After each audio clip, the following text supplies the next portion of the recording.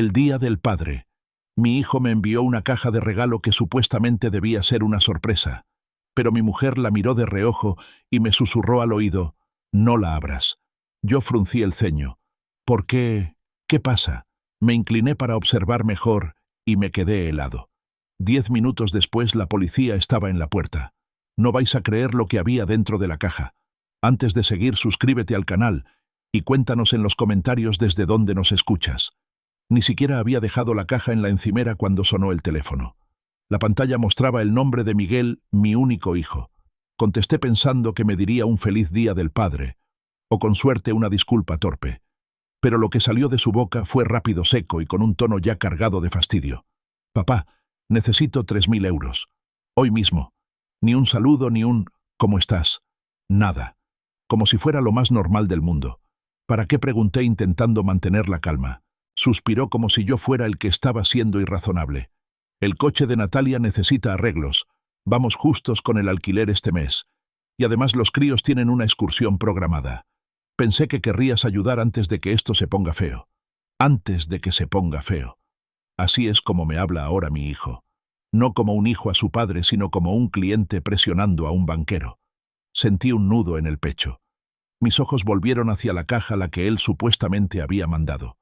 Seguía sobre la mesa de la cocina cerrada. Intacta. Viva. «¿Qué hay en el paquete, Miguel?». Hubo un silencio. El justo para darme cuenta. «¿Qué paquete?», respondió con voz neutra. «El que enviaste esta mañana». Soltó una risita breve. «¿De qué hablas? Yo no he mandado nada». Era una mentira torpe. Nunca se le dio bien ocultar la culpa. Y entonces al fondo se coló la voz de Natalia. Apagada, medio cubierta, pero con un tono burlón imposible de confundir. «Pregúntale si eso ya ha empezado a sisear». Miguel no se dio cuenta de que la había escuchado. Pero para mí, con esa sola frase bastó. «No te voy a mandar dinero», le solté con frialdad. Al otro lado hubo una pausa y después una carcajada incrédula. «¿En serio? Después de todo lo que te acabo de decir, ¿me vas a dejar tirado? La historia apenas comenzaba». «Anda ya, papá», soltó Miguel con desprecio. «No finjas que no tienes el dinero. Tienes ahorros, inversiones, la pensión de mamá. No es como si estuvieras pasando apuros». Sentí la rabia apretar mi mano contra el teléfono. «No se trata del dinero. Siempre se trata del dinero», disparó él sin dudar. «Simplemente no quieres ayudar a tu propia familia. Eso es lo que pasa». Familia. Esa palabra en su boca sonaba más a amenaza que a otra cosa. «Llevas 5 años recibiendo ayuda», le recordé con voz dura. «Cada emergencia, cada imprevisto, cada factura de la nada. Siempre he sido yo quien lo ha cubierto. ¿Y de qué te ha servido? No conviertas esto en un sermón, papá. Tú eres el que está eligiendo el dinero por encima de tus nietos». Esa frase. Sabía que dolía. Siempre lo había sabido. Usaba a mis nietos como fichas de ajedrez, como un chantaje emocional. Y estaba convencido de que era idea de Natalia. Ella lo había convertido todo en un arma: el amor, la culpa, la imagen de ser buen padre. «Te llamaré luego», le solté y colgué sin darle oportunidad de responder. Jessica seguía mirando la caja.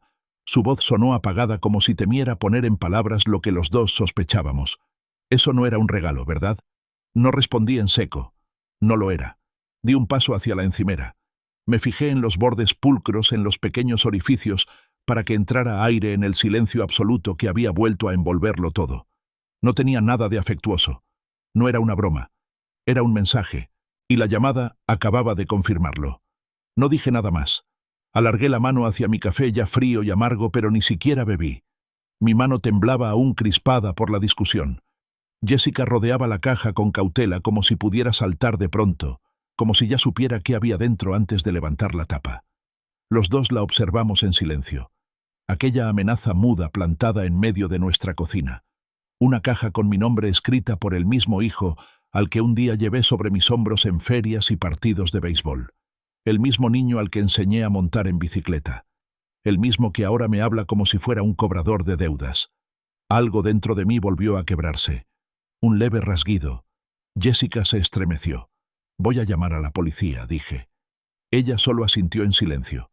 10 minutos después, 2 coches patrulla se detuvieron frente a la casa.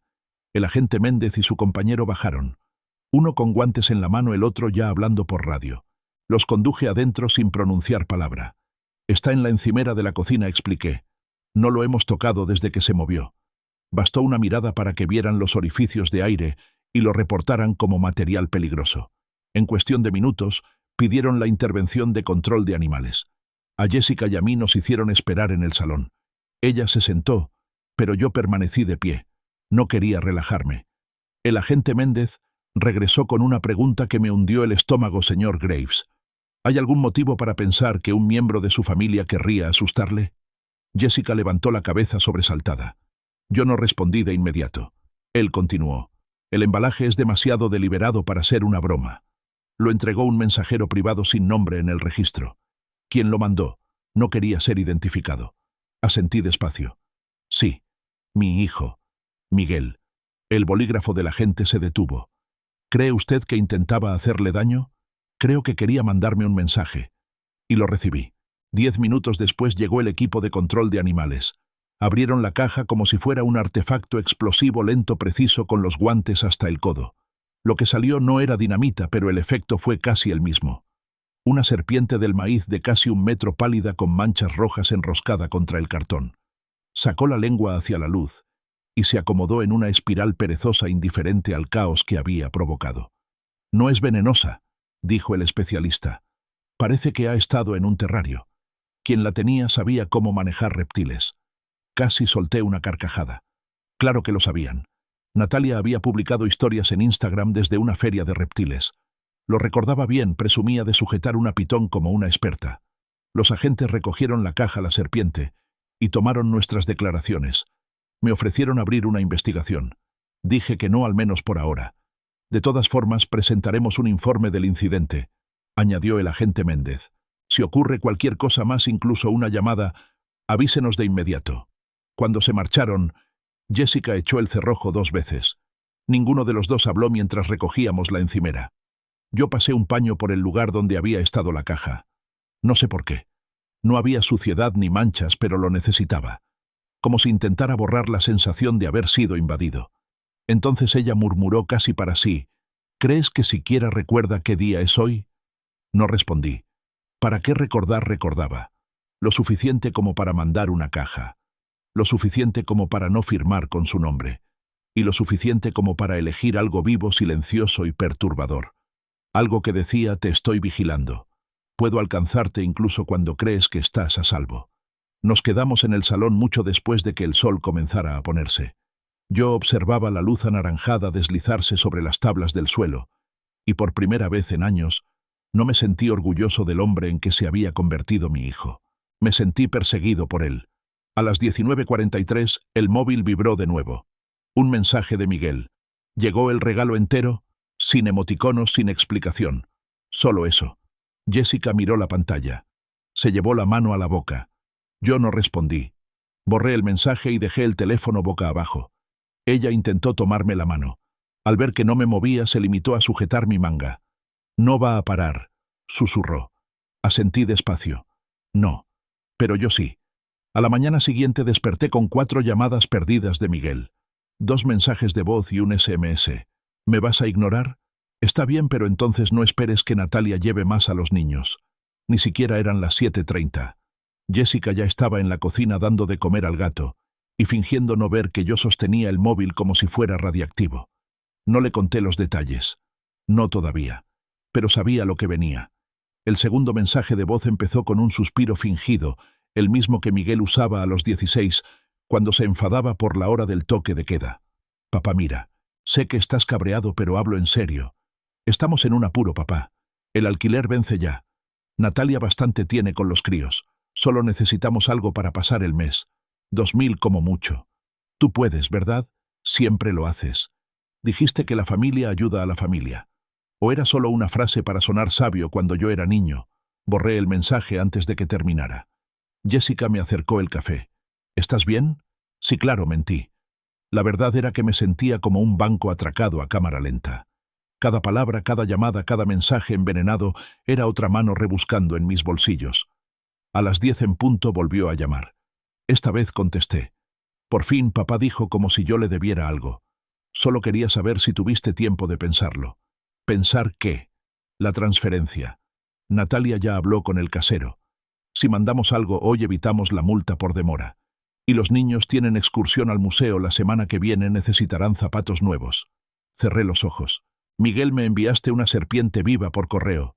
Hubo un silencio, luego una risa suave medida. Anda ya. Era inofensiva. Una culebra del maíz. Pensé que te haría gracia. Una broma del Día del Padre, ya sabes. Siempre dijiste que odiabas las corbatas. Le enviaste a tu padre un animal vivo en una caja sellada, dije con voz baja. Eso no es una broma. Es una amenaza. Otro silencio. Y luego su tono cambió.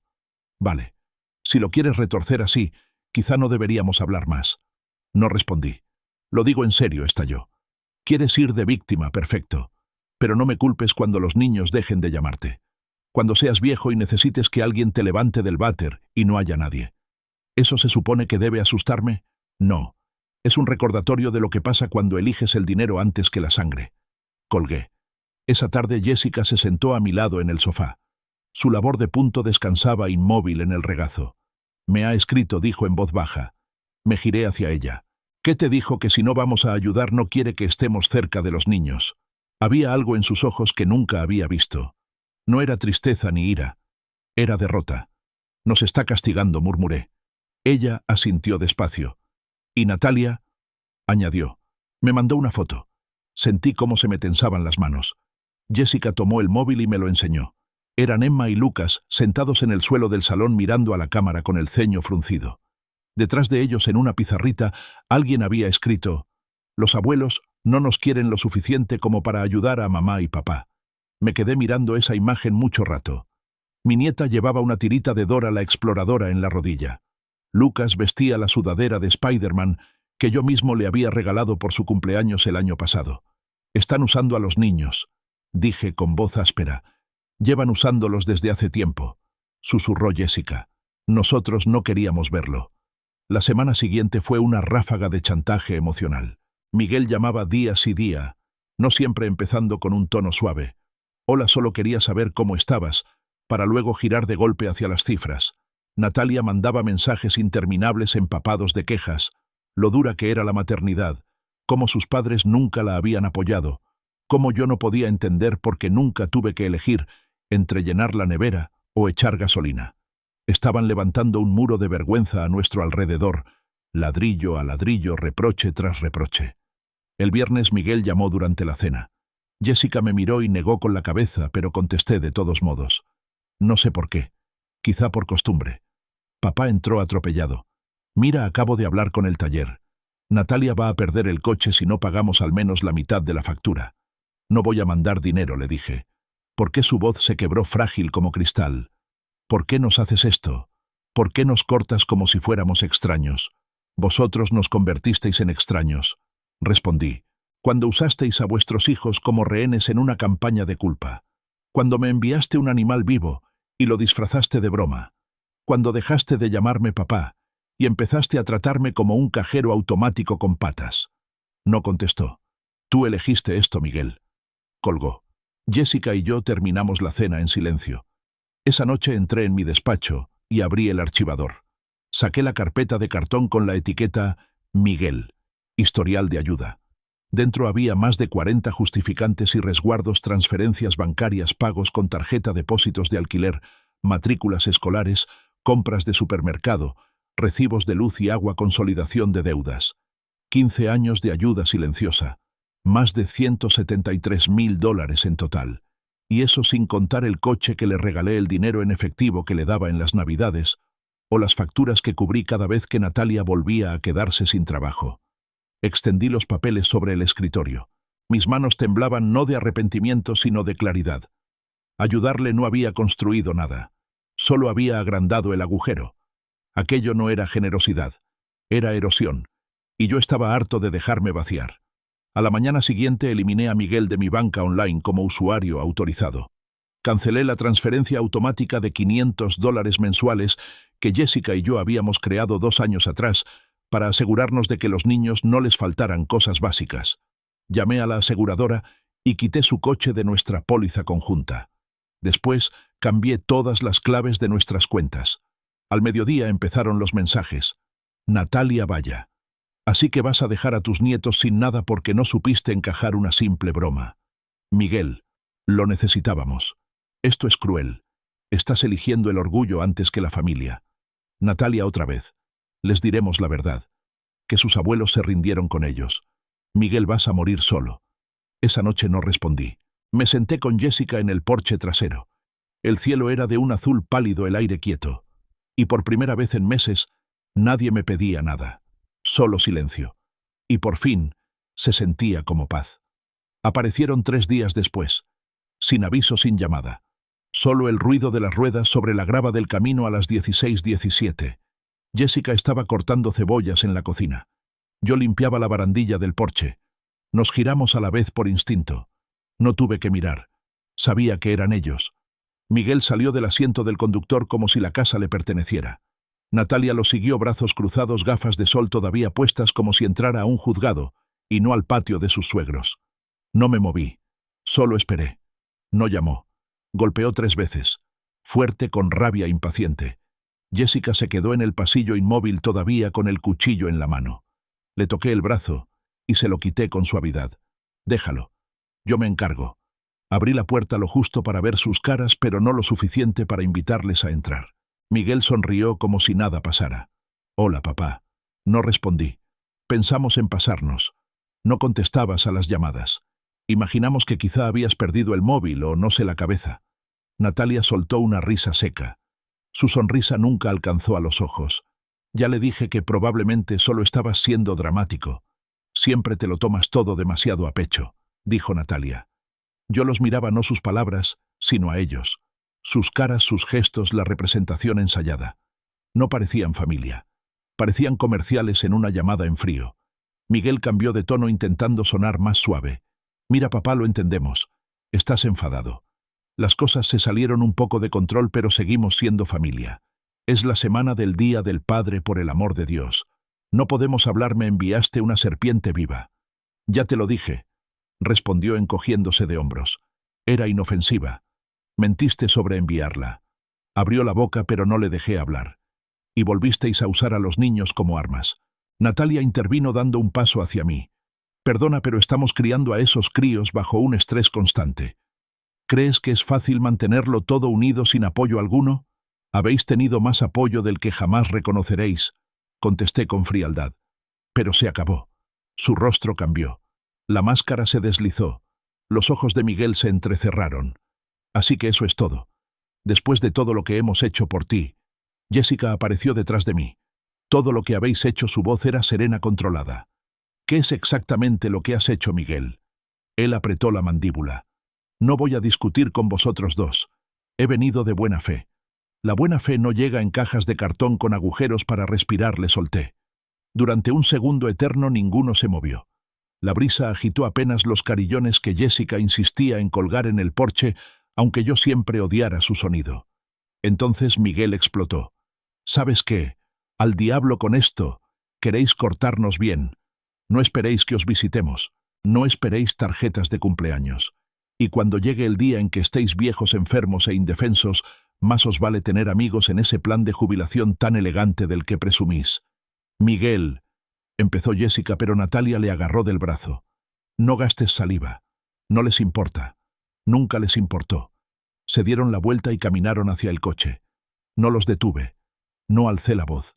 Solo me quedé de pie, dejando que la puerta mosquitera se apoyara entre nosotros como un capítulo que se cierra. Los portazos del coche retumbaron en el aire. Las ruedas chirriaron sobre la grava. Cuando se fueron, Jessica dijo: «Deberíamos haber cambiado las cerraduras». Asentí. Esa noche me quedé en el escritorio mirando la pantalla del ordenador. Volví a abrir los registros financieros, no porque necesitara repasarlos, sino porque quería recordarme que esto no había sido algo repentino ni malintencionado de golpe. Llevaba mucho tiempo cocinándose. 15 años de erosión lenta. Abrí un documento nuevo. Título: Preparativos legales finales. Hogar de los Graves. Hice una lista. Eliminar a Miguel de todas las cuentas familiares. Cancelar acceso a tarjetas de crédito. Finalizar transferencias automáticas. Asegurar la documentación de bienes personales. Consultar a un abogado del Estado para revisión del testamento. Presentar documentación de amenazas y del enfrentamiento en persona. Lo más aterrador ya no era la serpiente. El verdadero peligro no venía de lo que llegó dentro de una caja, venía de lo que yo había permitido con el tiempo. Silencio, tolerancia, excusas. Cada cheque que firmé fue una pulgada más que regalé, y ellos lo tomaron todo sin pestañear. La caja solo lo hizo visible. Unos días después, llegó una carta por correo mecanografiada y pulcra, sin remite aunque el matasellos era de un código postal a 2 calles de su casa. Estamos decepcionados con vuestro comportamiento. Habéis alejado a vuestro único hijo. Los niños están confundidos y heridos. Nos tomaremos tiempo y espacio para procesarlo. Esperamos que algún día os deis cuenta del daño que habéis causado. Sin firma. Ni siquiera un con cariño, Miguel. Solo tinta fría, pasivo-agresiva. Jessica la leyó, la dobló con cuidado y la deslizó en el cajón donde guardábamos las antiguas felicitaciones de cumpleaños de los nietos. Luego se volvió hacia mí y dijo algo que no había oído de ella desde que todo aquello empezó. Tenemos que ver a Margarita. Margarita Suárez, nuestra abogada de hace 32 años. La mujer que gestionó la escritura de la casa, nuestros testamentos y la herencia de mi madre cuando falleció. Una persona sin florituras, de gafas afiladas y mente aún más afilada. ¿Estás listo para eso?, pregunté. Jessica me miró a los ojos, directo, sin vacilar. Estoy lista para asegurarme de que nunca nos vuelvan a hacer esto. Margarita Suárez no había cambiado. El mismo traje gris acero, las mismas gafas rectangulares apoyadas a media nariz, la misma costumbre de golpear el bolígrafo 2 veces antes de hablar. Su despacho olía a cuero y a libros antiguos, sólido, reconfortante, el tipo de lugar donde las malas decisiones no sobreviven mucho tiempo.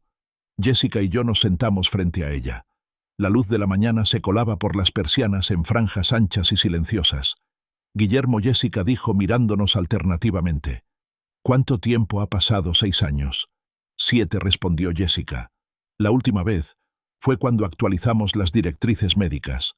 Margarita asintió y abrió un blog legal nuevo. ¿Qué los trae por aquí? No dudé. Queremos revisar el testamento de inmediato. Sus cejas se alzaron apenas, pero no preguntó el motivo. Nunca preguntaba primero. Dejaba que los hechos llegaran a su tiempo. Jessica se inclinó hacia adelante. También queremos explorar medidas de protecciones legales contra nuestro hijo. Eso hizo que Margarita se detuviera. Cuéntenmelo todo. Y así lo hicimos. No de golpe, sino como lo hacen quienes llevan demasiado tiempo guardándose las cosas. Jessica comenzó con la caja. Yo expliqué la llamada. Entre los dos relatamos los años de desgaste económico, de culpa, de manipulación, de amenazas. Hablamos del enfrentamiento en el porche, de la carta, de los mensajes, de cómo habían usado a los nietos como armas. Margarita escribía sin parar, apenas pestañeaba. Cuando terminamos dejó el bolígrafo, lo golpeó 2 veces. Lo que están describiendo, dijo con voz serena, es un patrón de coacción financiera y abuso emocional. No es raro, pero sí es grave. Se recostó en su silla. Esto es lo que recomiendo. Primero, reestructurar el testamento. Ahora mismo Miguel figura como beneficiario del 50% de la herencia. Eso se termina hoy. Pueden redirigir esa parte a un fideicomiso controlado destinado exclusivamente a los nietos. Nombramos a un administrador independiente que lo gestione. Sin acceso para los padres, sin resquicios. Jessica exhaló lentamente, como si llevara semanas reteniendo ese aire. Segundo, prosiguió Margarita. Documentamos todas las formas de intimidación. La serpiente, las amenazas, los mensajes. Creamos una cronología. Y si es necesario, solicitamos una orden de alejamiento. No por miedo, sino por previsión. Asentí. Y tercero, añadió, redactan una carta de legado. Jessica parpadeó. ¿Qué es eso? No es jurídicamente vinculante, pero explica con claridad y calma por qué tomaron estas decisiones. Puede leerse en voz alta cuando se ejecute el testamento. Da voz a las decisiones. Sin confusión, sin drama, solo verdad. Miré a Jessica. Ella me devolvió la mirada. No hablamos. No hacía falta. Margarita se levantó y fue hacia los archivadores. Siempre han sido organizados, dijo por encima del hombro. Esto irá rápido. Y así fue. En menos de 1 hora habíamos firmado los documentos iniciales. El nuevo borrador del testamento estaría listo para finales de semana. El fondo educativo para Emma y Lucas sería administrado por una firma en Connecticut, sin vínculos con ninguna de las 2 familias. Cada retirada exigiría comprobantes, verificación escolar y aprobación del consejo. Nada más de dinero evaporándose en tragaperras. Nada más de transferencias de emergencia. Nada más de preguntarnos si la ayuda servía o destruía. Jessica se levantó y estrechó la mano de Margarita. Yo hice lo mismo.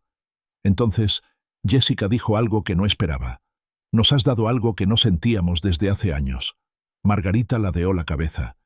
¿El qué permiso para dejar de sentirnos culpables?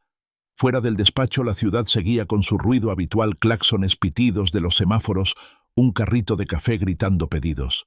Pero para nosotros, algo fundamental había cambiado. Por primera vez en décadas, no actuábamos desde la obligación. Actuábamos desde la claridad. Esa noche me senté en el porche con mi propio blog legal. Nunca fui de escribir cartas, pero la idea de la carta de legado se me quedó clavada. Pensar que algún día alguien abriría un expediente y encontraría mi voz en tinta explicando lo que hice y por qué resultaba extrañamente reconfortante. Así que escribí, a quien corresponda, y en especial a ti, Miguel, si llegas a escuchar esto. No te apartamos por un único incidente. Tomamos esta decisión tras años de ver cómo nuestro amor se convertía en mercancía, en ficha de negociación, en una línea de tu hoja de cálculo mensual. Dimos porque amábamos. Pero en algún punto aprendiste a ver nuestro amor como una transacción. Y peor aún, enseñaste a Natalia a hacer lo mismo. Y después se lo enseñaste a tus hijos. Y eso no podíamos permitirlo. Esto no va de castigo. Va de protección. No para nosotros, aunque lo merecemos, sino para ellos. Para Emma y Lucas. Ellos merecen un futuro que no esté enredado en la manipulación. Merecen aprender que la familia no se mide en transferencias bancarias ni en ultimátums. Te queremos. Siempre lo hemos hecho. Pero ya no seguiremos participando en tu borrado. Dejé el bolígrafo. Jessica salió con una taza de té y se sentó a mi lado leyendo en silencio por encima de mi hombro. Cuando terminó, me tomó la mano. Es honesto, dijo. Y es suficiente. 3 días después el Nuevo Testamento llegó por mensajero. Lo firmamos juntos sin dudar. Esa misma noche escaneé el archivo. Lo guardé en 3 ubicaciones distintas. Lo subí a nuestro archivo patrimonial y dejé una copia física con Margarita. El fideicomiso educativo estaba activo para el martes siguiente. El saldo $142.000 listos para crecer hasta que Emma cumpliera 18. Natalia no tocaría ni un céntimo. El nombre de Miguel no aparecía en ningún lugar del documento. Estaba hecho. Y no era el final, apenas el principio. Porque 2 días después sonó el teléfono. No el mío, el de Jessica. En la pantalla, Natalia. Jessica lo miró, el pulgar suspendido en el aire. Luego lentamente pulsó el altavoz. La voz al otro lado no estaba enfadada. Era dulce, empalagosa. Hola, Jessica. Espero que estéis bien.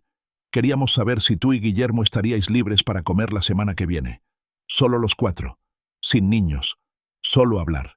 Jessica no respondió. Yo me acerqué un paso al teléfono. Comer, repetí tras un silencio. Oh, hola, Guille, canturreó Natalia. Sí, pensamos que quizá deberíamos aclarar las cosas. Sabes, sin rencores, la familia primero y todo eso. La mano de Jessica temblaba. Yo me incliné. No, Natalia. Ni comida, ni cena, ni Navidad. Ya no hay mesa para esta conversación. Se quedó callada. Luego, ¿hablas en serio? No pestañeé. Hemos escrito nuestro legado. Lo hemos registrado legalmente. Y seguimos adelante. Clic. Silencio. Jessica me miró. ¿Crees que lo sabe? Sí, respondí. Y está aterrada. No porque haya perdido acceso a nuestro dinero, sino porque, por primera vez, no nos acobardamos. Nos hemos convertido en algo que nunca imaginaron intocables. Y solo hicieron falta 2 días. 2 días entre la llamada de Natalia y la siguiente tormenta que ya se gestaba en mi teléfono. Esta vez no era ni juguetona ni cortés. Era Miguel. Y ya no fingía. El primer mensaje llegó a las 6:42 am, justo cuando vertía café en mi vieja taza esmaltada. ¿Qué demonios habéis hecho?, decía. Nada más. Sin signos, sin más cortesía. Solo una acusación cruda. No respondí. A las 7:13 am llegó otro. ¿De verdad me habéis dejado fuera del testamento? ¿Estáis locos? Venía con captura de pantalla. Había sabido del fideicomiso. No sabía cómo. Quizá alguien en el juzgado había hablado. Quizá Natalia tenía un primo en el registro. Fuera como fuera, el mensaje era claro, él lo sabía. Jessica entró en la cocina con la bata todavía ceñida, los ojos hinchados por el sueño. Alcé el teléfono sin decir nada. Lo leyó y no se inmutó. «¿Qué vamos a hacer?», preguntó en voz baja. «Llama a Margarita», dije. Margarita no sonó sorprendida cuando le conté. Solo suspiró. «Siempre escalan», dijo. «Así es como funciona: primero la culpa, luego la rabia, luego las amenazas. Pero lo duro ya lo habéis hecho. Ahora que la ley cargue con el peso». Nos dio instrucciones. Paso 1: recopilar cada mensaje. Captura, imprimir, guardar, fechar y marcar con hora. Paso 2: redactar un aviso formal de no contacto firmado por ambos y revisado por ella. Paso 3: presentar la documentación en el juzgado para solicitar una orden de protección. No por miedo, sino porque hemos dejado de negociar nuestros límites. Margarita tenía una frase para ello legalmente intocables. Cuando colgamos la impresora, ya zumbaba. Pasé 2 horas catalogando cada mensaje, cada buzón de voz, cada amenaza velada. Jessica se sentó junto a mí y los fue organizando por carpetas, una para Miguel, otra para Natalia. Tenía un ritmo callado constante, como si estuviéramos barriendo un suelo sucio que nadie había fregado en años. A las 11:27 am llegó otro mensaje. Esta vez, una nota de voz. No quería escucharlo, pero lo hice.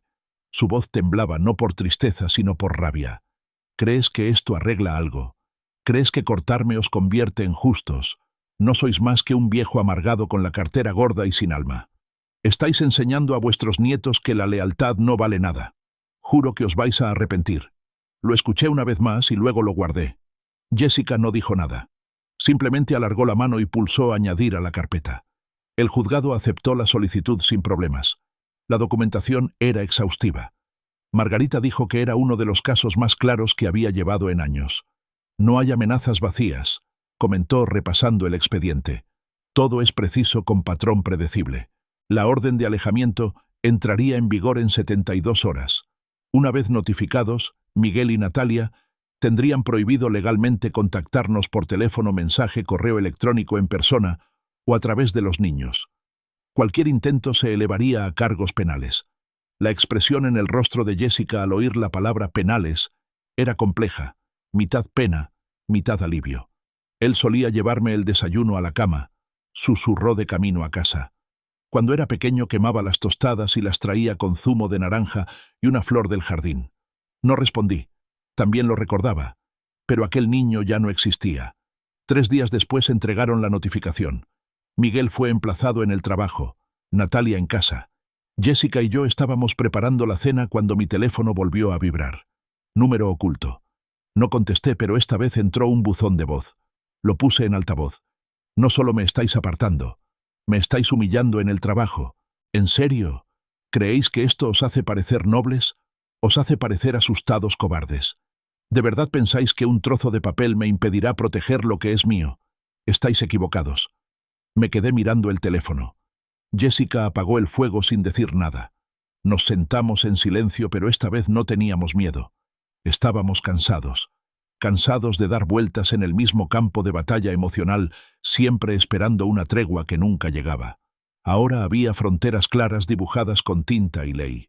Y nada aterra más a un manipulador que alguien que ya no juega a su juego. A la mañana siguiente caminé hasta el final del camino de entrada, recogí el periódico y saludé a los Henderson al otro lado de la calle. «Buenos días, Guille», gritó Tom. «Buenos días». Sonrió sin sospechar nada. Como todos. Para ellos yo no era más que un ingeniero jubilado con el césped perfecto y un matrimonio tranquilo. No sabían de la serpiente, ni de las amenazas, ni de la guerra fría que se había ido gestando durante años dentro de mi familia. Y estaba bien. No necesitaba que lo supieran. Esa no era su pelea. Era la mía, y ahora había terminado. Dentro Jessica ya había puesto el café. El sol se filtraba por las persianas y caía en la cocina como debería sentirse una mañana de domingo tranquila, cálida, sin cargas. Me senté y abrí el periódico. Primera página: escándalo del alcalde local. Segunda, la lista de los graduados del instituto. Tercera, un anuncio de planificación patrimonial con el eslogan «No es lo que dejas, es cómo lo proteges». Doblé la hoja por la mitad. Jessica levantó la vista del crucigrama y sonrió sin decir una palabra. Los dos entendimos.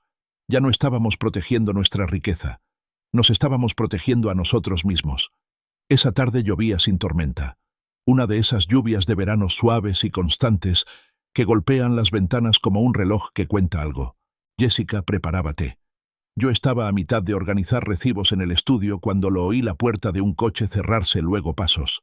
Rápidos, decididos. Fui a la ventana delantera y aparté la cortina un palmo. Esta vez Miguel venía solo. Sin Natalia, sin paraguas. La camiseta empapada le pegaba a los hombros y tenía en la mirada algo que ya no era tristeza. Era fuego. Abrí la puerta antes de que tuviera tiempo de llamar. Nos miramos durante un largo segundo. La lluvia le marcaba la cara en surcos, pero no se limpió. No parpadeó. Se quedó ahí con la mandíbula tensa, el pecho subiendo y bajando, cargado de furia. «¿Crees que una orden de alejamiento os hace estar a salvo?», dijo. No contesté. «¿Crees que puedes borrarme de tu vida y salirte con la tuya limpio?». Detrás de mí oí los pasos de Jessica. «Quédate dentro», dije sin girarme. Ella no discutió. Miguel dio un paso más hacia el umbral. «Me habéis humillado. Me habéis cortado como si fuera un desconocido. Me habéis dejado hecho un mendigo delante de Natalia, de sus padres, de todo el mundo. No te hice parecer nada», dije en voz baja. «Te encargaste tú solo». Sus fosas nasales se abrieron. «Siempre me menospreciaste. Desde la universidad, desde que no acepté esa beca de ingeniería, querías que fuera como tú. Yo quería que fueras responsable». Se rió con amargura. «¿Quieres decir aburrido, controlador, frío como esta maldita casa?» Dejé pasar esa última. «¿Sabes lo que pienso?», preguntó avanzando otro paso. Estaba ya a centímetros de la puerta. «Pienso que te gusta esto. Te gusta verme retorcerme. Te hace sentir poderoso, importante». No respondí. «Me hace sentir avergonzado». Eso lo frenó. «¿Avergonzado de qué?». «Del hombre que crié». Abrió la boca, pero seguía hablando. «Te enseñé a montar en bicicleta, a arreglar una silla rota, a partir leña de un solo golpe. Pero en algún punto olvidé enseñarte los límites. Di y di y di, hasta que olvidaste lo que significaba ganarse las cosas. Hasta que confundiste acceso con derecho». Él bajó la mirada, el agua goteándole de la nariz. Luego volvió a alzarla y sus ojos eran duros. «Emma preguntó por vosotros ayer», dijo. El corazón me dio un vuelco. Quería saber por qué la abuela y el abuelo ya no la visitan. No respondí. Le dije la verdad. Continuó. Le conté que nos habíais abandonado, que os importa más el papeleo que las personas, que el dinero significa más que la sangre. La lluvia arreció. El viento soplaba más fuerte. Di un solo paso hacia adelante. «Te equivocas». «Ah, sí, ¿el dinero no sustituyó la sangre?». Reveló quién la estaba drenando. Parpadeó. «Vete a casa, Miguel». Su boca se torció. «Esto no ha terminado». «Sí lo ha. Y la próxima vez que aparezcas aquí será la policía quien te saque de la propiedad». Sacudió la cabeza retrocediendo. «Vas a morir solo, viejo, en esta casa fría y silenciosa. Ojalá valga la pena». «La paz», dije, «siempre vale la pena». Se dio la vuelta y se internó en la lluvia, las zapatillas chapoteando contra la grava del camino. No hubo una última mirada ni disculpa. Solo la nuca alejándose hasta desaparecer bajo el agua. Me quedé mirando mientras se marchaba en el coche. Jessica se unió a mí en la puerta, los brazos cruzados contra el pecho. «Está perdido», susurró. No respondí. Sabe exactamente dónde está.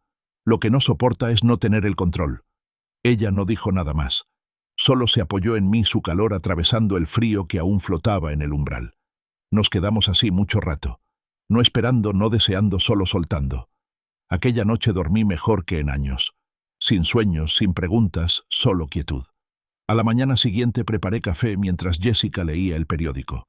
La casa se sentía distinta ahora, más ligera, como si hubiera expulsado algo pesado e invisible. A las 9:22 am, el teléfono vibró. No era una llamada, era una notificación, alerta de transferencia del banco de seguridad.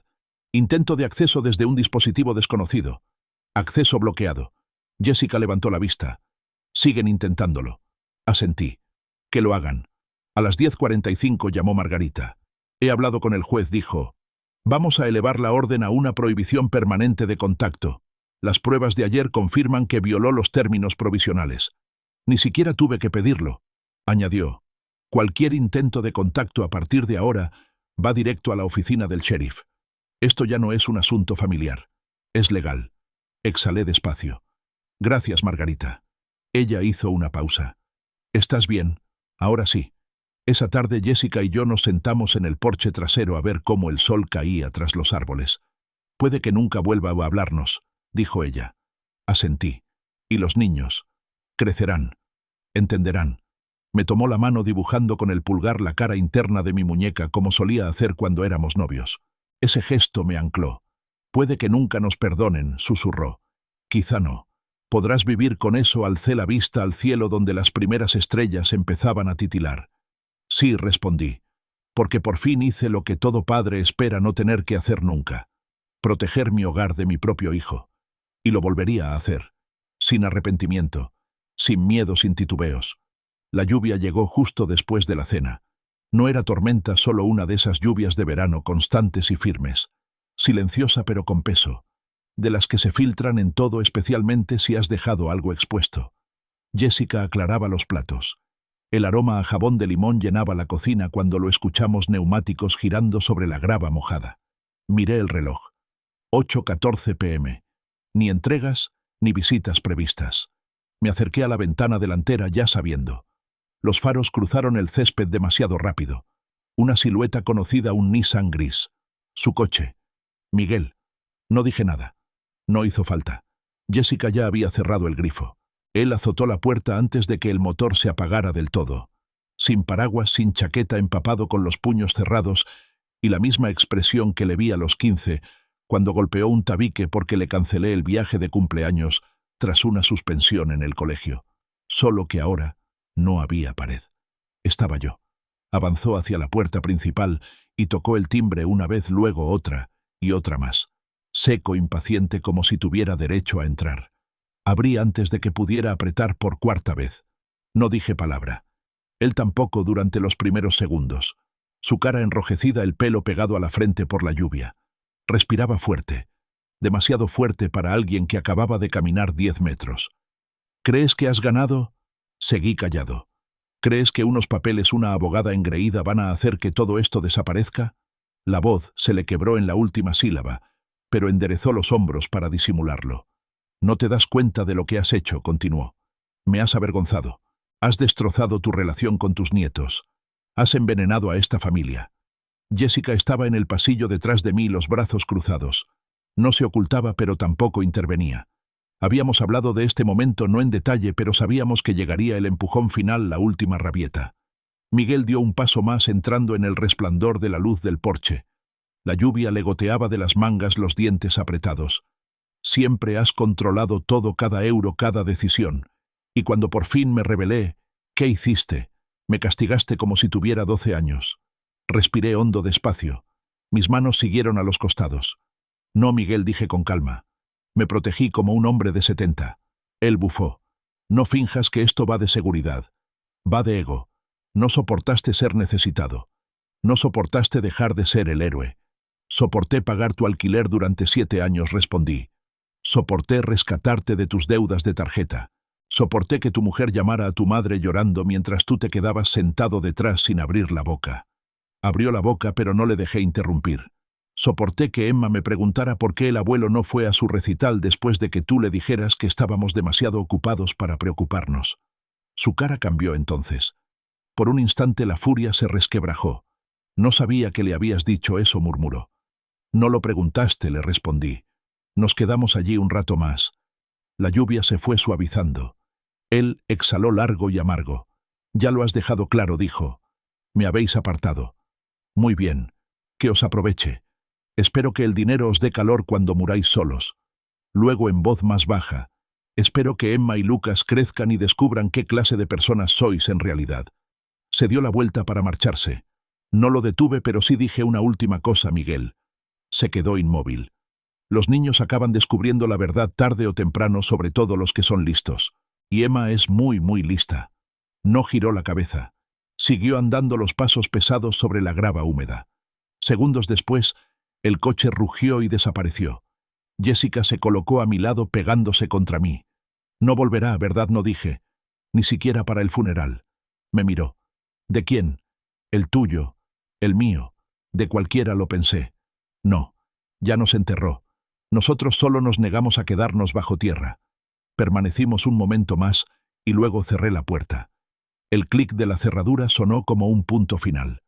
A la mañana siguiente nos sentamos en el rincón del desayuno, el mismo donde Miguel solía colorear a los 6 años con las marcas de crayón aún visibles bajo el barniz. Jessica untaba la tostada. Yo servía el café. La casa estaba en silencio salvo por el rumor suave del lavavajillas. Se sentía como paz. Sin mensajes, sin llamadas, sin amenazas. Solo calma. Una calma ganada. A las 10 Ceres llamó Margarita. He recibido el informe del sheriff, dijo. Se presentó allí. Violó la orden.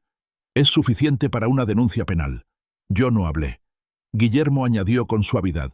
No tenemos por qué presentarla, pero es tu derecho si quieres hacerlo. Miré por la ventana donde el sol atravesaba el césped aún mojado. No, aún no. Ella no discutió. Esa tarde llegó una carta mecanografiada igual que las anteriores, pero esta vez firmada Miguel Graves. No era una disculpa. Era una advertencia. Un largo y desordenado intento de justificación disfrazado de amor. Decía que nos arrepentiríamos de darle la espalda, que hacía lo que debía para proteger a su familia, que estábamos demasiado cegados por papeles legales para recordar lo que significaba realmente la familia. Incluía una única foto Emma sentada en un sofá, el rostro vacío con un cartel en las piernas. Os echamos de menos, pero no nos dejan llamar. Jessica sostuvo la foto mucho rato. Luego la dobló despacio por la mitad y la guardó en el cajón donde había quedado el recibo de la primera caja con la serpiente. No lloró. Yo tampoco. Habíamos aprendido por fin a soltar lo que nunca fue amor, sino palanca. Y quizá esa fuera la lección más dura de la paternidad. Los días después de la visita de Miguel pasaron como niebla. Sin llamadas, sin mensajes, sin abogados. Solo el ritmo lento y tranquilo de la vida corriente, café por la mañana, caminar hasta el buzón, doblar ropa que ya no llevaba su nombre cosido en los cuellos, ni sus iniciales en los calcetines. Algunos dicen que el silencio es pesado. No se equivocan. Pero después de una tormenta como la suya, el silencio sabe a oxígeno. Jessica y yo empezamos a llenar los días de pequeños rituales. Ella volvió a pintar. Nada grandioso, solo acuarelas suaves de flores, y del patio trasero bajo distintas luces. Yo retomé la carpintería lijando el viejo banco del jardín que construí cuando Miguel era un niño. Necesitaba arreglo, como todo lo demás en nuestras vidas. No borré a Miguel de nuestros recuerdos. No quité las fotos ni tiré las viejas tarjetas de cumpleaños. Pero sí empecé algo nuevo. Un diario. No para mí. No de verdad. Para Emma y Lucas. Cada mañana me sentaba en la mesa de la cocina con una taza de café negro y escribía una página. Solo una. A veces era un recuerdo. La vez que tu padre se cayó al lago intentando atrapar ranas. A veces una lección. Cómo saber si la bondad de alguien es auténtica lo hacen cuando nadie los ve. A veces, solo un sentimiento. No tienes que querer a quien te hizo daño, pero sí puedes desearle paz. No sabía si algún día lo leerían, pero necesitaba escribirlo porque algún día, quizá no este año ni siquiera en esta década, ellos crecerían. Ellos empezarían a hacer preguntas de verdad, y yo no quería que su única respuesta fuera un padre amargado o un puente quemado. Quería que tuvieran toda la historia contada en silencio, con calma, con mi voz. Era jueves cuando recibimos la carta. No de Miguel, de Natalia. Llegó en un sobre sencillo, sin remitente. Solo unas líneas: Guillermo y Jessica. Sé que probablemente no queráis saber de mí, pero quería deciros que nunca estuve de acuerdo con lo que él hizo. Tenía miedo. Le dejé hablar por los dos. No debía hacerlo. Emma todavía pregunta por vosotros. Guarda la pulsera que le regalasteis bajo la almohada. No había firma. Solo eso. Jessica la leyó 3 veces, y luego la dobló despacio como cerrando una herida. Siempre lo sospeché, susurró. No contestamos.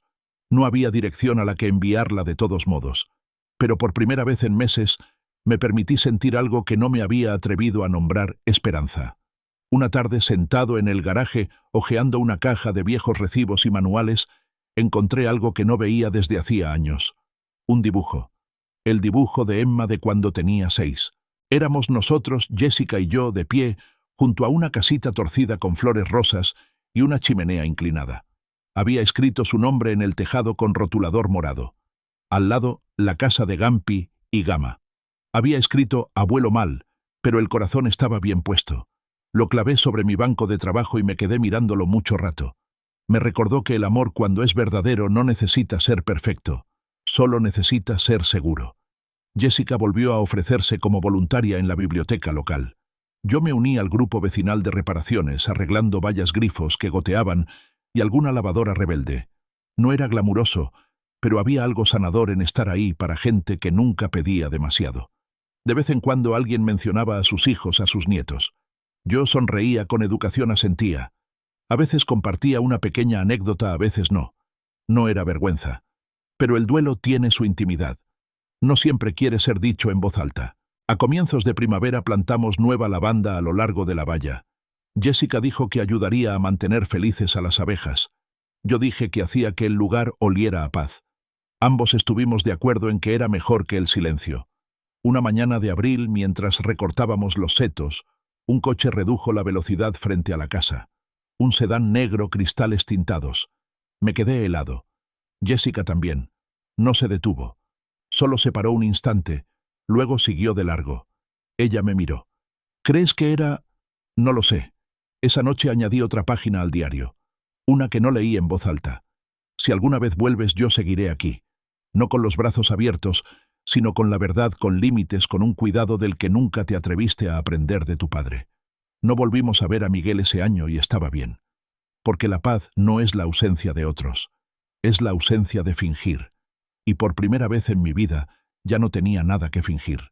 Ni ante él, ni ante mí, ni siquiera ante los fantasmas de los viejos sueños que solía llevar doblados en las palmas de las manos. Una tarde Jessica se sentó a mi lado en el porche con té en la mano y la mirada puesta en el cielo tornándose rosa. Echo de menos el ruido, a veces, dijo. La miré. El ruido de los niños, aclaró. Incluso cuando son desagradecidos. Incluso cuando se olvidan de ti. Le tomé la mano. No fracasamos, le dije. No, asintió ella. Sobrevivimos. Y hay una diferencia. Nos quedamos allí hasta que el cielo se apagó y las primeras estrellas asomaron como pequeños perdones. No escribo esto por venganza ni por compasión. Lo escribo porque algún día una niña llamada Emma podría preguntarse qué pasó. Y quiero que sepa la verdad. No la versión contada por la ira o el orgullo, sino la que cuenta el tiempo. El tiempo que revela quién se quedó, quién creció, quién eligió la paz antes que el poder. Y quién, cuando tuvo que elegir entre el amor y el control, eligió el amor incluso si significaba soltar. La carta llegó un martes por la mañana. Sin abogado, sin sobreformal. Solo un sobre color crema con una caligrafía cuidadosa, algo desigual en el frente para la abuela y el abuelo. Sin apellido, sin código de barras postal. Solo esas 5 palabras. Y me dejaron helado. Dejé el café, llamé a Jessica, que estaba en el jardín. Se secó las manos en el delantal y se sentó a mi lado en silencio. Abrimos el sobre despacio como si pudiéramos rasgar algo más delicado que el papel. Dentro había una hoja de cuaderno doblada con un tenue olor a pegamento escolar y virutas de lápiz. La letra era temblorosa, infantil, llena de pausas. La voz de una niña. Queridos abuelos, me llamo Emma. Ya tengo 11 años. Mamá y papá no saben que escribo esto, así que por favor no se lo digáis si lo recibís. Ayer encontré una foto del abuelo en un teléfono viejo. Mamá una vez dijo que a ti te gusta hacer pan y que a la abuela le encantan las flores de lavanda. Os echo de menos. No por las chuches ni por los regalos. Os echo de menos porque con vosotros nunca me daba miedo hablar. No sé qué ha pasado, pero creo que si ya no habláis con papá será por algo. Si hay algo que deba saber, esperaré.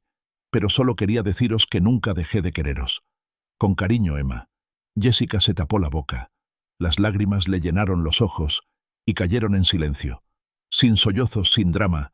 Solo ese llanto que solo un abuelo conoce cuando un nieto elige el amor en lugar del miedo. Yo no hablé. Solo asentí porque acababa de escuchar la verdad más importante de mi vida como padre y como abuelo. Una niña había decidido vernos sin que nadie se lo contara. No respondimos de inmediato. No había dirección de vuelta, pero el matasellos revelaba que se había enviado desde un pueblo cercano a donde Miguel se había mudado por última vez. No me apresuré, no llamé, no escribí, no rompí el frágil círculo de confianza que Emma había creado sola con un susurro de valentía metido en un sobre. En cambio, hice otra cosa. Abrí el diario que había estado escribiendo para ella, el que llevaba desde el día en que Miguel nos cortó, y pegué esa carta en la portada interior. Y en la siguiente página en blanco escribí: el día en que Emma abrió la puerta. Una semana después, recibí una llamada de un número que no reconocía. Estuve a punto de dejarlo sonar, pero algo me dijo que contestara. Una voz cansada, apagada, salió del altavoz. «Soy Natalia». No dije nada. «Lo siento si esto no es bien recibido. Solo que...» Encontré el borrador de la carta de Emma bajo su almohada. No la detuve. No se lo dije a Miguel. Seguí en silencio. Ya no estoy de acuerdo con lo que ha hecho. Ya no. Tenía miedo. Le dejé hablar por los dos. Le agradecería a Emma por tu valentía. No necesitas entenderlo todo ahora mismo, pero mereces saber cómo es el amor. He estado escribiéndote todo este tiempo. No porque esperara que me respondieras, sino porque quería que crecieras sabiendo que el amor no desaparece. Espera. Cada página es una historia, una verdad. No para acusar ni culpar, sino para darte algo a lo que aferrarte cuando decidas en qué creer. No elegimos a nuestros padres, pero sí elegimos en qué convertirnos. Y creo con todo mi corazón que tú elegirás convertirte en luz. No lo firmé, abuelo. Ella necesitaba un nombre de verdad ahora. No un título, ni un papel, solo la verdad. Pasaron 2 semanas. Ninguna respuesta. Yo no esperé. No albergaba ilusiones. Volví a regar el jardín, a lijar el banco, a releer las palabras que había vertido para una niña a la que no veía desde hacía años. Y entonces, una tarde tranquila, cayó un paquete en el buzón. Ninguna nota, solo un papel doblado. Era un dibujo. Emma otra vez con cera morada. Una casita pequeña rodeada de flores de lavanda y sobre el tejado con letras torpes y valientes, la casa de gente que no miente. Eso fue todo. Sin firma, sin postdata, sin explicación. No la necesitábamos. Se lo enseñé a Jessica. Esta vez no lloró. Simplemente lo presionó contra su pecho, asintió y lo colgó sobre la repisa. No hablamos de Miguel. No hacía falta. Emma había elegido. No nos había elegido a nosotros. Había elegido la verdad, la bondad, la valentía, incluso cuando el mundo a su alrededor no lo hacía. Y eso comprendí, era la victoria más hermosa que jamás me había atrevido a esperar. Dicen que lo más duro de envejecer es ver cómo las personas que amas se convierten en extraños. Yo solía creerlo, pero estos días pienso que lo más difícil es darte cuenta de que pasaste décadas preparándolo todo para la persona equivocada. Tenía un testamento antiguo redactado cuando Miguel aún estaba en la universidad, cuando pensaba que la lealtad era automática y la paternidad, una red de seguridad, no una apuesta. Aquel testamento era detallado, minucioso, orgulloso. Le dejaba todo a él: la casa, los ahorros, el taller, incluso el anillo de boda de mi madre, porque creía que dar era demostrar amor. Pero me equivoqué. A veces dar sin discernimiento no es amor, es permitir que alguien empeore. Así que una mañana después de que llegara el dibujo de Emma, pedí cita con mi abogado. El despacho no había cambiado en 20 años. Las mismas estanterías de roble, el mismo olor a cuero gastado y tinta de impresora. Gerardo, mi abogado, parecía más viejo, pero su voz era la misma, eficiente, nítida, con un toque excesivamente formal.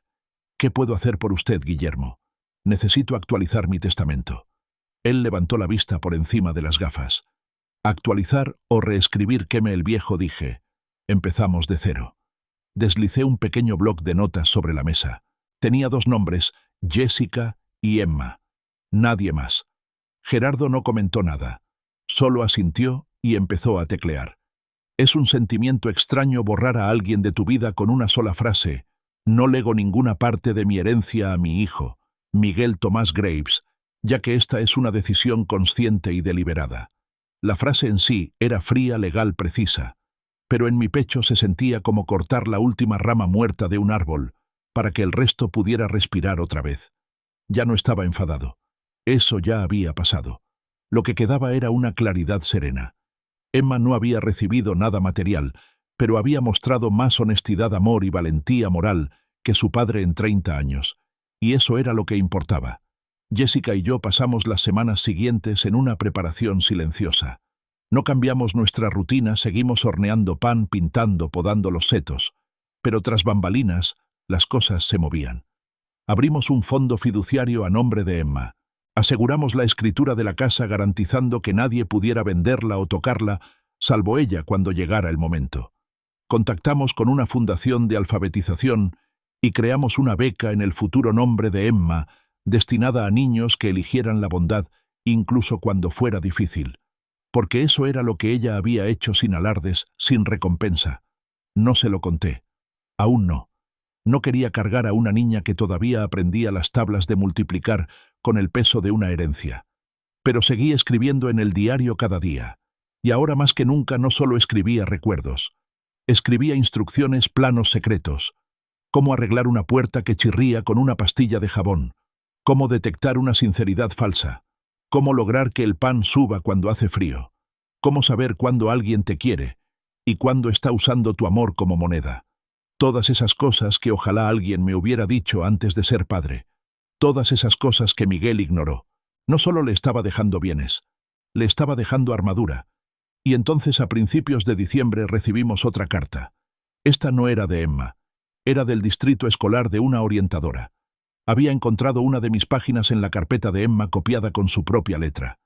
Era un párrafo que yo había escrito sobre el perdón. Emma lo había elegido para un trabajo de redacción. No me había puesto como autor. Solo escribió «Alguien en quien confío». Eso bastaba.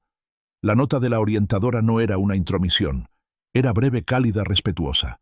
Simplemente decía «Emma parece cargar con muchas cosas en silencio, pero también parece tener un pozo profundo de fortaleza.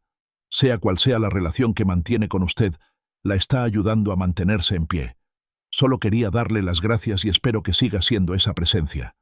Jessica la leyó 2 veces y luego me miró. «¿Crees que sabe lo que se avecina?», negué con la cabeza.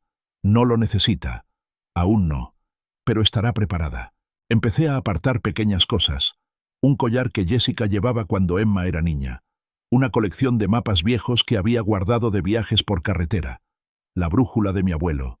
Objetos que no dirían nada a Miguel, pero que significarían mucho para alguien que sabe mirar con atención. Y entonces, una noche añadí la página final al diario. No era larga, solo unas líneas. «Emma, este mundo intentará convencerte de que el amor hay que ganárselo con obediencia, silencio y sacrificio. Pero eso no es amor. Eso es control. El amor de verdad guarda espacio. El amor de verdad permite preguntas. El amor de verdad nunca te obliga a empequeñecerte. Si alguna vez te sientes pequeña junto a alguien, aléjate. No necesitas permiso para proteger tu paz, ni la bendición de nadie para ser quien ya eres». La firmé y la guardé entre las páginas de su dibujo, el de la casa con la banda. Pasaron semanas. Miguel nunca llamó. A veces me preguntaba si siquiera se daba cuenta de lo que Emma hacía a escondidas. Quizá sí, quizá no le importaba, pero sabía que llegaría un día en que miraría hacia arriba y comprendería que la hija que intentó poseer había construido un puente hacia algo mucho más sólido que la manipulación. Ella eligió la verdad, y la verdad cuando se elige siendo joven se vuelve inquebrantable. La mañana de Navidad no hubo un golpe en la puerta, no llegaron regalos de nuestro hijo, no hubo una gran reconciliación. Pero bajo el árbol envuelto en papel marrón había una cajita de Natalia. Dentro un adorno de madera tallado con esmero con la forma de un libro, y grabadas en el lomo las palabras a la fuerza silenciosa que me hizo crecer. Lo tomé en la palma de la mano, percibí la veta de la madera y cerré los ojos. Aquello fue todo el agradecimiento que necesitaba. No buscaba aplausos ni redención, solo la certeza de que alguien había visto la lucha silenciosa que habíamos elegido, y de que algún día una niña llamada Emma llevaría esa fuerza más lejos de lo que yo jamás podría. No por lo que le dejé en un testamento, sino por lo que no dejé de escribirle una página a la vez. Era ya finales de primavera cuando volvió. Yo estaba en el porche, lijando un taburete viejo, de esos que siempre cojean hacia la izquierda, por más que los arregles.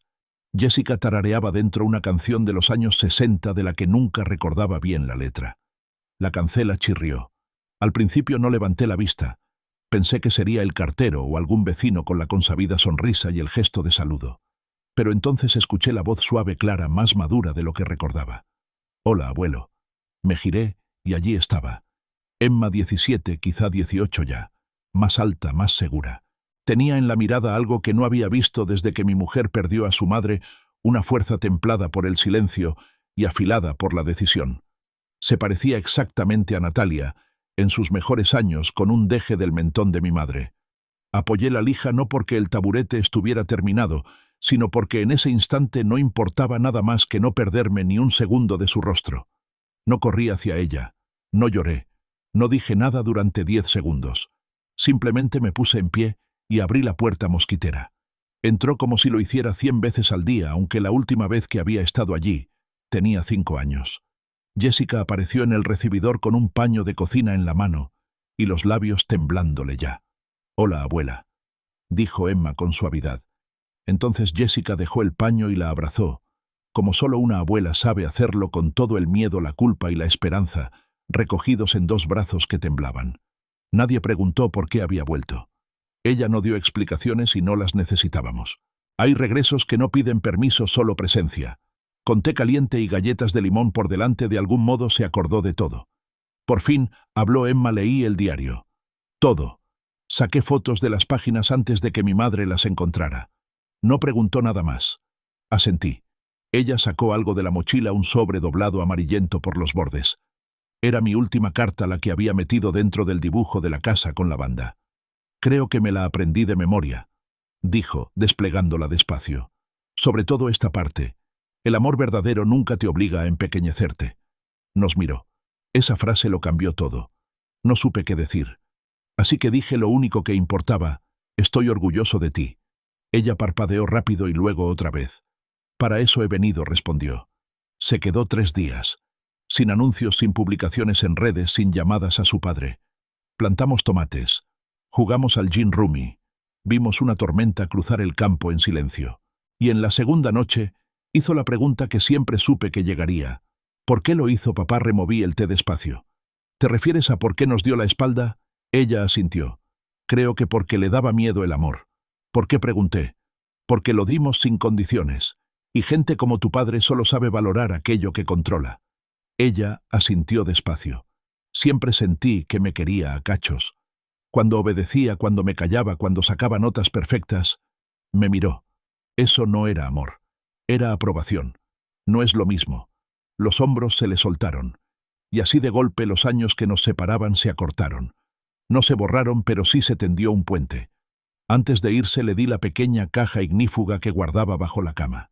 Dentro estaba el Nuevo Testamento, su nombre impreso y firmado en las páginas que importaban: la casa, el fideicomiso, las herramientas del taller, los derechos de mis escritos, incluso las recetas. Ella miró los documentos sin parpadear. No necesito nada de esto, dijo. Lo sé, respondí. Por eso confío en ti. La colocó de nuevo en la caja, la cerró con cuidado y la puso sobre la mesa de la cocina. No estoy lista todavía, dijo, pero algún día quiero vivir aquí. No por la herencia, por la paz. Esa palabra paz era todo lo que había pasado los últimos 10 años intentando construir: una tabla, una verdad, un silencio a la vez. Entonces es tuya, dije. No la casa ni la tierra, sino la paz. Emma se marchó la mañana siguiente antes del amanecer. Sin ceremonia, sin fotos, solo un abrazo tan largo que acalló todos los miedos que alguna vez tuve sobre morir con arrepentimientos. No tienes que decir adiós, le dije. No pensaba hacerlo. Sonrió. Nos vemos pronto. Y se fue por el sendero de vuelta al mundo con la brújula de mi madre colgando del cuello y una copia del diario en la mochila. No miró atrás. No lo necesitaba. Porque cuando alguien te elige por la verdad y no por el título, te lleva consigo, aunque no estéis en la misma habitación. Pasaron semanas, luego meses. La vida volvió a su ritmo apacible.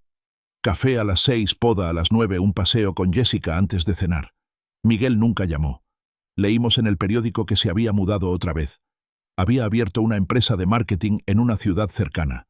Seguía vistiendo trajes demasiado ajustados y sonrisas demasiado finas. Pero no sentimos nada. Ni rencor ni tristeza, solo la certeza tranquila de que no todos los hijos están destinados a llevar tu legado, pero algunos nietos nacen para redimirlo. Un día, mientras reorganizaba el desván, encontré la caja rotulada Miguel, años de universidad. Dentro había fotos, certificados, incluso una carta que me escribió una vez, dándome las gracias por creer siempre en él. Me quedé sentado un rato con todo aquello. Luego volví a guardarlo con cuidado, cerré la caja y escribí en la tapa: soltar, porque por fin lo había hecho. No con odio, sino con la gracia que solo permite la verdad. La última entrada que escribí en el diario no fue para Emma, fue para mí. Solo una línea.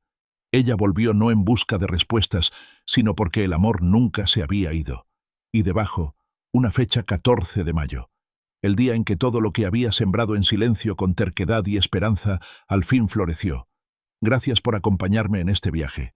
Si esta historia te ha conmovido, dale un me gusta al vídeo, suscríbete al canal y cuéntanos en los comentarios qué te ha hecho sentir. Para escuchar la siguiente historia, haz clic en la caja que aparece a la izquierda. Y recuerda, a veces, las almas más hermosas crecen en silencio, enraizadas en lo profundo de la traición, firmes e innegables.